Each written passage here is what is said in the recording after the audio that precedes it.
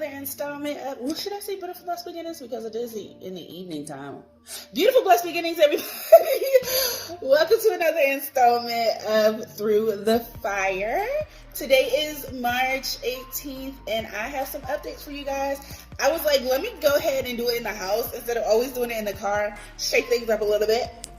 See, I got y'all. I know y'all gonna have to excuse the way I look because, well, I don't be coming on here looking any kind of way anyway because y'all already know what it is. This is my journey. But today I have been up. I'm tired, okay?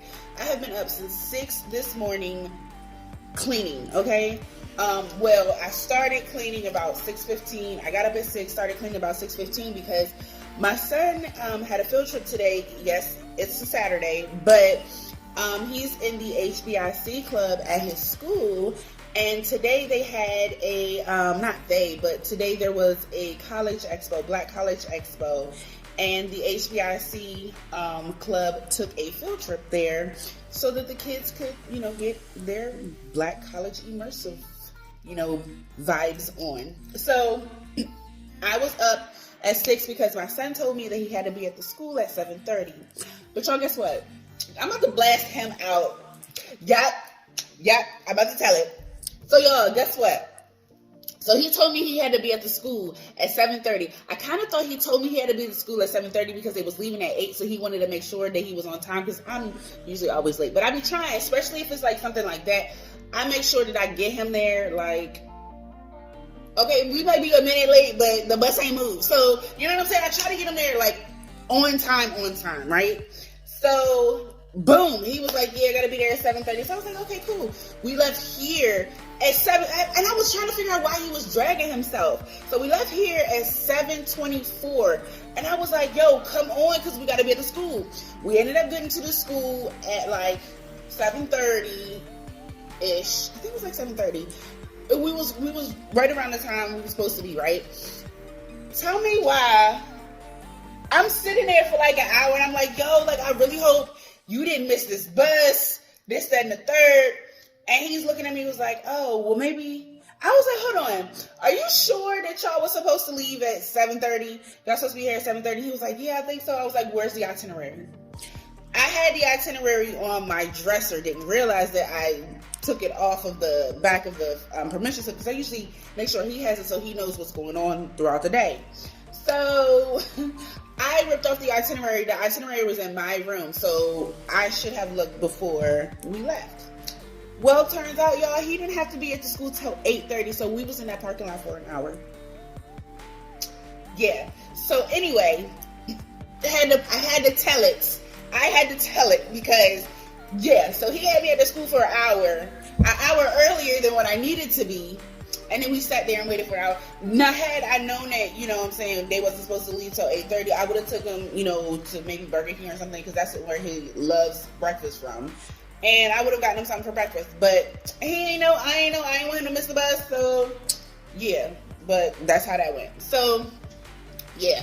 But anyway, so my original plans was, for today, was to go to the house because I had completely forgot about his field trip. I'm not even gonna lie to you. I really did, because there's so much, like I said, so much I be trying to plan out like ahead so that I'm organized and everything. Y'all know me. I'm very organized. I plan and execute. That's me.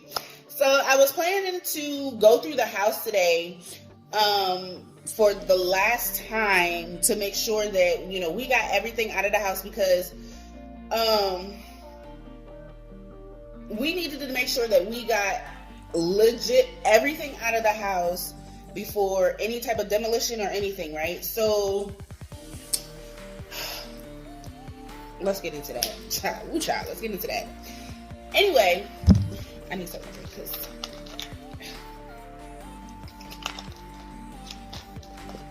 so anyway, with my son being on a field trip that I forgot about, I decided to come back here to the rental and clean here instead until my scheduled appointment I had an appointment to meet with my private adjuster and a new potential contractor. Yep, I said new potential contractor. So obviously that's one of the updates, y'all. So I ended up firing the contractor that you all seen in the blueprint video. Y'all, we're gonna get into all of that in the blueprint video, right? So I was hoping to have the blueprints in that video, and I was hoping to have it in time so that I could go back and edit that video before it releases or whatever. But I don't have those blueprints. So of course you'll see this video after you see the blueprint video. That's why I'm like, a blueprint video. But yeah, I really wanted to have the blueprints in that video. So anyway, so let's get into why they were fired. So they were fired because they were starting to move a little weird, and it started raising red flags, and it just started getting really alarming. I had noticed that like this week and maybe last week that the owner's brother was contacting me more than the owner was, which was, I was like, okay, you know, I met the brother, you know, they work together, whatever, right? But the energy was just like really off. It was just like really weird, and it was really off-putting, right? So like he was just basically like hounding and harassing me about, you know, money or whatever, which I understand that he's looking to get paid, but at the same time, he understood, number one, there was an issue with the endorsement of the check in the first place. So they sent back the check. Wells Fargo sent the check back to me for proper endorsement. So we had ended up having to write a letter because they were looking for a certain stamp. But my adjuster didn't have the stamp that they were looking for. We had to write a specific letter on letterhead. See, this is all the stuff that is back office, that, like, not back office, but like, I say back office because, you know, I own business and stuff. But this is stuff that, like, y'all don't get to see. Like, this is the behind the scenes stuff that, you know, y'all don't get to, like, really get into. So anyway, so the check had to, you know, go back to Wells Fargo, you know, after it was properly endorsed with the letter and everything. And so that's when they began to release funds. Okay, cool. So they started releasing funds. With the way they release the funds is they give you a check for a third of the amount, right? So they sent me a check, and it was addressed, of course, to me, because I have to sign and endorse all the checks and deposit them, and then that's when I disperse, and I give it to my private adjuster so he can disperse it to contractors and this, that, and the third, right? So we have a system going, right? So we were at the point where I had to, they sent me back the check. I had to endorse the check and deposit it into my account so that the check could clear, so that I could make the money liquid and give it to the private adjuster so that he in turn can disperse the checks to whomever they needed to go to, permits, contractors, this, that, and the third. Cool. That way I'm in the loop, and I have to approve of everything that he sends out before he sends anything out. So before he writes a check to send somebody, I have to approve of it. So I'm basically in control of the money in the entire time. He's just dispersing it. Okay, so let's just get that straight, because I don't want anybody to be like, oh, well, he's controlling your money. No, he's just dispersing the money. I control it. So got that out the way. So so we were at the point where at the time that the text messages and the calls started coming in, we were at the point where the check had just cleared from my in my account. So what I did was I took an official check from my credit union and you know, wrote a check out to my private adjuster. Well, of course, banks are gonna hold checks for a couple days, but if it's an official check, they don't hold it as long as if it was a personal check, right? So since it was an official check, it was only going to be held for like 2 to 3 business days or whatever. So we were like, you know, what's a couple of days? They can wait. You know, he was like, I got that all under control. Don't worry about it. So the brother kept hitting me up, and I'm like, yo, like, we're trying to, you know, the money is not available at this moment. You know what I'm saying? But he kept pushing, like, he kept harassing the fuck out of me for some money that was not available. And it was getting to the point where I was just like, I was getting irritated, right? So my adjuster hit me back, and I think this was like maybe like the next day after like that last text message that I sent screenshots to my private adjuster because I'm like, yo, like, I'm not with this. And he was like, don't worry, I'm meeting him Thursday, we'll be fine. This is Tuesday that's right. This was Tuesday when the conversation about the text messages happened between me and my private adjuster. He was like, don't worry about it. I'm meeting with him Thursday. He'll be fine. He'll get, the money that he needs. And I think that'll rectify the situation. It'll be cool. So I said, okay. So I get a phone call Thursday, it was like 11:40, I want to say like 11:43. I'm good with times and memories and stuff. Because it was before noon. I get a phone call and it's from my private adjuster. And I'm just thinking, he's, just updating me because he keeps me updated with every detail. Like, he keeps me in the loop with everything, right? So I'm thinking he's just hitting me up just to update me and let me know, hey, they received the check is in hand, they're good to go. So he calls me and I answer the phone, and of course y'all know I pick up on energy quick. So he had this like really concerning and worrisome energy to him, right? And so I was like, okay, something's not right. So he was like, we need to talk. Do you have a moment? And so it felt urgent. It felt like really emergent to me. And so I was like, sure, let's go ahead and talk. Okay. I was in the office at this point, right? Because I've been going in and out of the office. I telework, but I've been going in and out of the office a majority, like at least 3 times a week during the week. So I was in the office at this time because, again, it's a Thursday. So I've been going to the office Tuesday through Thursday. Anyway, so I was in the office and he hits me and he's like, I think we need to go. I think we need to go with another contract. And I'm like, what's going on? So he hits me up and he's like, there's some funny stuff going on, and I'm very uncomfortable with it. Well, they wanted him to do some things that was basically the way I put it in their notice in which I was parting ways with them. They were doing some business practices that were unethical to us. And not only was it unethical, it was very alarming. And not only was it alarming, but it was outside of the scope of the contract. And I was not comfortable with that. And it just raised too many red flags for not only myself because of the way I was being harassed for the money, but it also raised concerns for my private adjuster because, again, I keep him in the loop with everything. Just like he keeps me in the loop, I keep him in the loop. So we're very communicative. So we know exactly what's going on. So with all of that, I was just like, no, we're going to have to part ways. Plus, this is what really pissed me off, right? So I was told, as I told y'all, that things were happening. I was told that permits were being granted. Well, none of that was true. They were not doing what they said they were doing. And that was also a red flag. I'm like, yo, like, how you gonna tell me that y'all obtained the demolition permits? Because I told y'all that. I was like, yeah, I gotta update y'all. They got the demo permit. Like, I was happy as hell. Like, I was ready to bust on the wall, bust it down. You know what I'm saying? But they lied. So it's like, why are you lying? Like, what is this? You know what I'm saying? So it's just like, nah, can't do it. So, and I haven't ever said their name on here, and I'm never going to, so I really don't mind speaking on the experience that I had with them. So that was my experience. But yeah, the demo permit that they told me that they had, they didn't have it. Also, they told me that the guy had started on the blueprints and he was just waiting to get paid to release the blueprints to them. Never happened. So he didn't even have the blueprints. I don't have time to waste. Ain't nobody got time for that. So I was just like, you know what?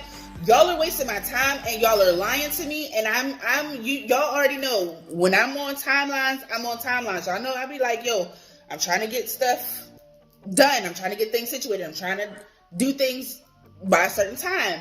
So that really pissed me off because I don't need to be lied to in regards to what's going on with the rebuild of the house. Because number one, my thing is, okay, so you're lying about this now. What about later on down the line? You could be lying about other stuff, specifically when I could be back in the home.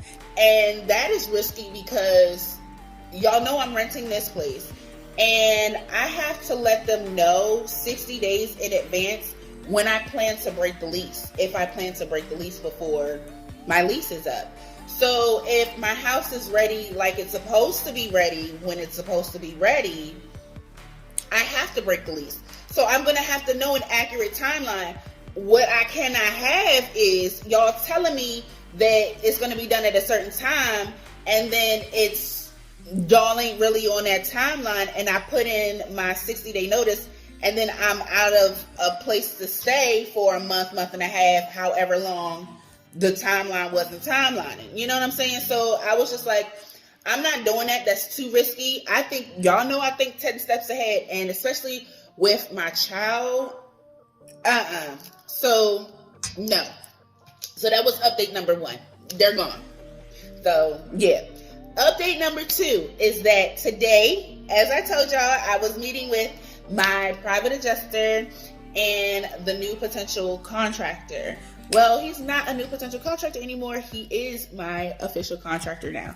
So let me tell y'all how that went. Y'all. Okay. So what happened? So of course I told y'all everything that has happened with the old contractor, and so we were set to meet. Me, my private adjuster, and the new contractor set to meet at 11 o'clock in the morning at the site, the home site. So we met there at 11. Of course, I was a couple minutes late. They were on time. They had already literally, I think I was about 7 minutes late. See what I mean about being late? I ain't, But anyway, so I'm getting better because I'm usually like 30 minutes late. But anyway, you get me down to the single digits, we good. For real. Like, anyway. So, I get there and they're already in the house. They're talking about, different things. And unbeknownst to me, they had already kind of went through what I was expecting, what I wanted, this, that, and the third. My adjuster is on point, okay? He made sure that he communicated all of that stuff, had all of that, preliminary stuff out the way so that when I get there, it's strictly business, right? So I get there and my private adjuster opens the door for me, meets me at the door, opens the door, greets me and everything. And he's like, yeah, he's in here. Let's go ahead and, get you guys meeting together, da, da, da, da. So we go in the house and I look up and I see this man and I'm like, okay, so God, I need you to let me know if this is really the contractor that's really supposed to be working on this. So we're talking and there was a specific thing that I kind of wanted him to say. I needed him to say because that was between me and God. I was like, God, if you say this, you know what I'm saying? We good. Now, of course, I did a little research beforehand, so no need to worry about that. It was just, I needed to make sure that I got what I needed from God, right? So we were talking, we went around the house, I was telling him things, and he said what I needed him to say. And so after he said that, I felt my spirit, like my spirit team, y'all know my ancestors be on me hard, y'all know, you know what I'm saying? So I felt my spirit team say, let's go. This is it. So I went ahead and I signed the contract. And I am really glad I did, because as soon as I signed the contract, I mean, legitimately, I think maybe he was like queuing up the phone as I was writing my name on the contract. So when I tell y'all, I am super happy. And I'm going to tell you why. There's a few reasons why, okay? The very first thing is that he's Black. And y'all know how I am about Black-owned businesses, supporting Black-owned businesses, supporting Black contractors, and this, that, and the third. I always try to get out and shout out businesses, Black-owned businesses that I have actually like patronized and, you know what I'm saying, had good experiences with. Y'all, I was so ecstatic because that's what I really wanted from the beginning. I wanted everything to be Black. You know what I'm saying? I wanted it just to be Black all across the board. Now, no, my private adjuster is not Black. However, he was referred to me by not only close cousins, but family members and family friends that have been friends to my parents for over some odd years. So I was comfortable making that decision to go with him, because they were like, nobody's going to look out for you like he did. Now, there was a Black-owned business that I was going to go with that were private adjusters. However, I didn't like the way they approached the situation and handled the situation with me. It was very deceptive. And we can talk about that in another video, because that actually happened the night of the fire. And like, it's not good to play on people's emotions as they're still in a state of shock. And like I said, it's a whole thing, and I'll probably do a video on it. Actually, let me write that down to do a video on the Black-owned private adjuster situation. And that's gonna be a small, short video. Anyway, so damn, this video is longer than what I wanted it to be.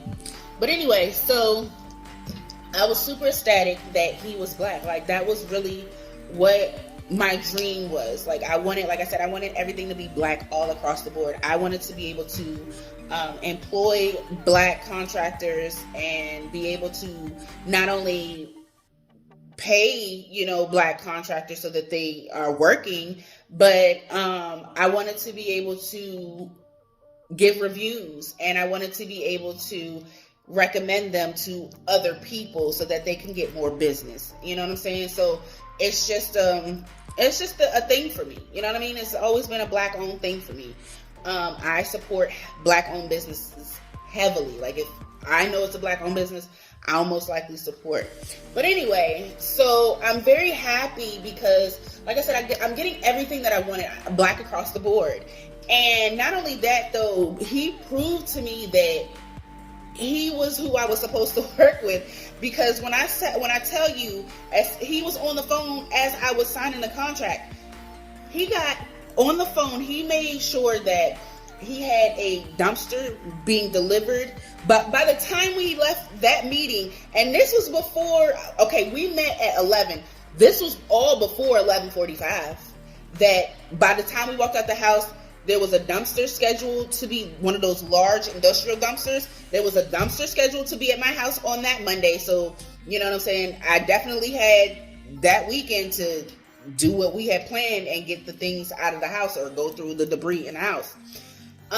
So the dumpster was scheduled for that Monday. And not only that, he had the blueprints guy ready on the line so that he can explain to him what I wanted done. So, y'all, my blueprints, the guy told him my blueprints will probably be done if not next week, early part of the week after. So I'm like, yo, like, it took, I'm not even gonna go there, but we are finally actually on the right track now, I feel. So that was update number 2.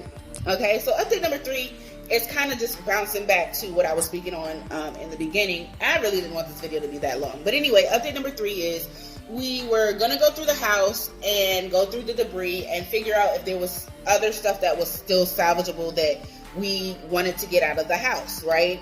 And there were a few items that we saw when we went in when my son went in for his little, first time going in. We saw a few things, right? So it was just like, okay, so we're going to come back. And before, they get the dumpster here on Monday, we're going to go in the house. And what I love about my private contractor, he was like, you know what? If you need an extra day to finish going through whatever, because I told him the plan. And he was like, if you need an extra day or two to, finish going through it before we come in and start cleaning the inside and throwing things out, let me know. So I was so ecstatic about that. So I'm looking around as I'm taking the private contractor through the house to just, reiterate what I was looking for, because my adjuster explained it to him preliminary before I got there, and then I just reiterated, right? And so I was looking around as we were meeting, and I saw like spores of mold and stuff starting to grow and different things. And I made a decision. I actually went back to my son, because the real reason that I was actually going to go through the stuff in the first place was because of him. He had some things, of course, that he's seen, as you guys have seen in that video. He saw some things in his room that he was like, okay, Mom, I want to come back and I want to go through my room to see if there's anything else that I can maybe save. Okay, that's what you need to, get through this process. I'm going to make sure we do what you need, right? You have what you need. And so that was the plan going into it. And I'm kind of glad he wasn't with me, because I know as we were meeting, I'm glad he was on his field trip. I'm glad things worked out the way that it did, because as he was on his field trip, if he was with me, he probably would have been going through that stuff as we were meeting. And I didn't realize how much mold and stuff was starting to grow in that house. Of course, it's damp, it's dark, it's wet, blah, blah, blah. And so it should have clicked to me.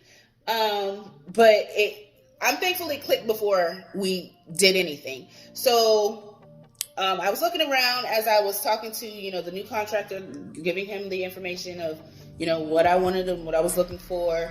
And I was looking around and I was like, you know what? And my spirit squad was like, do not bring this boy back in here to go through this shit. Like, be done with it. Like, really, like, it's done. Let it go. Let it.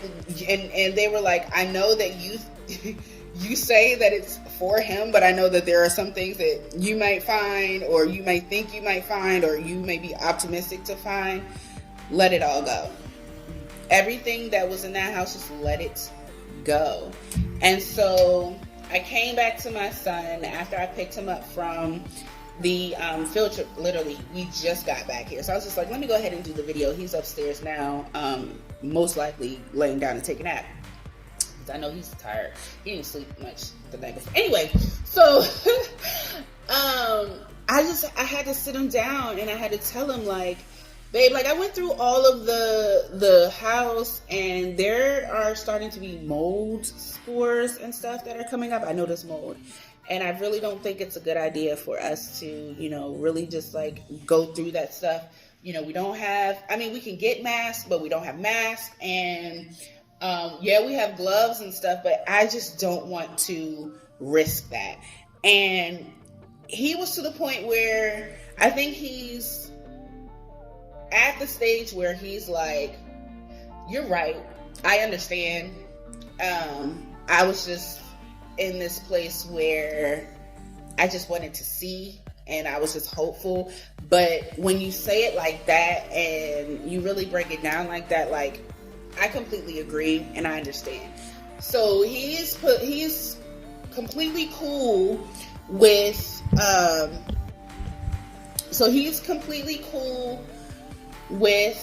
hopefully that didn't pause my audio. Somebody was calling.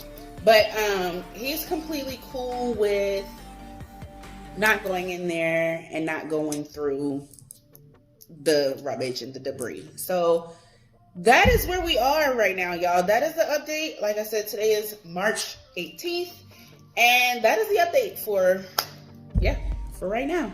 So hopefully, I don't even say hopefully, like, I know I'm about to have like update after update after update, because my contractor is playing no games. So I'm excited. I can't wait. I can't wait for you guys to actually see things, because I think after this video is when you guys are really going to start to be able to see, like, with your physical eyes instead of listening to me tell you shit. You're going to be able to see it with your physical eyes. So that's what I'm super excited about. I am so sorry. I did not mean for this video to be that long. But y'all, I had updates and I had to explain to y'all exactly what was going on. You know what I'm saying? And not only that, like, y'all know that these videos, this vlog is something for me as well. This is my journey. So for me to document, like, this is important to me. So thank you guys for bearing with me. Thank you guys for being here with my long ass update, but nonetheless we got through it, And this update was important, like I said, because I feel like this is going to be the last update that I give you guys without y'all actually being able to physically see something. So that right there kicks everything off for me. I'm really excited. So I will see you guys in the next installment of Through the Fire.